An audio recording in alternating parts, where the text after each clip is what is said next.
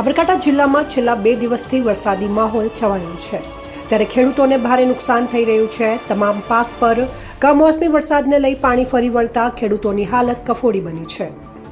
હવામાન વિભાગની આગાહી વચ્ચે સાબરકાંઠા જિલ્લામાં વરસાદી માહોલ છવાયો છે, ત્યારે છેલ્લા 2 દિવસથી કમોસમી વરસાદ વરસતા ખેડૂતોને ભારે નુકસાન થઈ રહ્યું છે। હાલ ડાંગર, સોયાબીન, મગફળી, કઠોળ સહિત શાકભાજીનું વાવેતર જોવા મળતું હોય છે, પરંતુ હાલ ડાંગર, મગફળી, સોયાબીન અને ડાંગર પાણીમાં તરબડોળ થઈ ગયું છે અને જેને લઈને ખેડૂતોને ભારે નુકસાન થઈ રહ્યું છે। ખેડૂતોની હાલત તો માંગ ઉઠી રહી છે કે સરકાર કંઈ મદદ કરે તો ખેડૂતો ફરી ઊભા થઈ શકે તેમ છે। સાબરકાંઠા ન્યૂઝ 24 ને સબસ્ક્રાઇબ કરી લાઇક કરવાનું ભૂલશો નહીં, જેથી આવનારા સમયમાં ઝડપથી આપના સુધી સમાચાર પ્રાપ્ત થઈ શકે।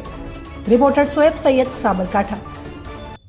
3 દિવસથી સમગ્ર જગ્યાએ અત્યારે વરસાદ ચાલુ છે। હિંમતનગર પ્રાંતિજ તાલુકામાં વરસાદ 3 દિવસથી ચાલુ છે। એના લીધે ડોગર, મગફળી અને બટાકાનું અત્યારે વાવેતર ચાલુ છે। મગફળી ડોગર અત્યારે હાથમાં આવેલી જતી રહી।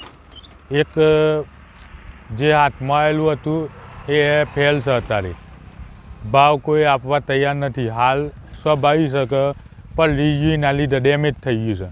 વેપારી ખેડૂતો વેપાર હિંમતનગર માર્કેટમાં લઈ જાય કદાચ તો એ ત્રીજા ભાગનો ભાવ આવેલો છે। ડેમેજ થઈ ગયું એટલે બધો બહુ બગાડ થઈ ગયો છે।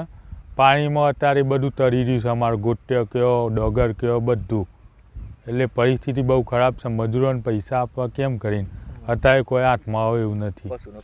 પશુને ખાવા માટે જે અત્યારે ડોગરનો જે પૂર્યો હતો એ બધો પલળી ગયો।